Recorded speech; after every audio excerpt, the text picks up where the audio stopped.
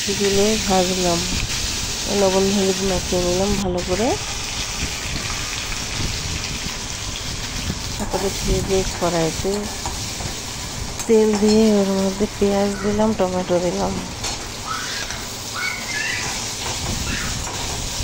আলু দিয়ে দিলাম, দিয়ে ভালো করে ভাজা ভাজা করলাম।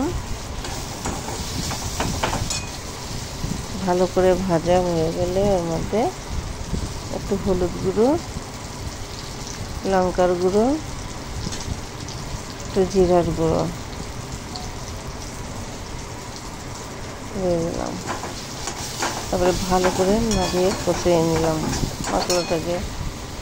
ঠিক আছে, জল ঢেলে দিলাম। লবণ নিজের পরিমাণ মতো দেবেন, নিজের পরিমাণ মতো দেওয়া হয়েছে।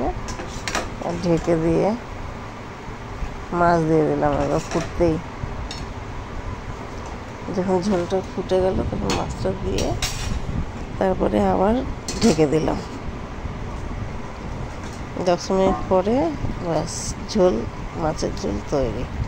দেখুন, আজকে তেল ঝোল মাছের। যদি রেসিপিটি আপনাদের ভালো লাগে এরকমভাবে লাইক কমেন্ট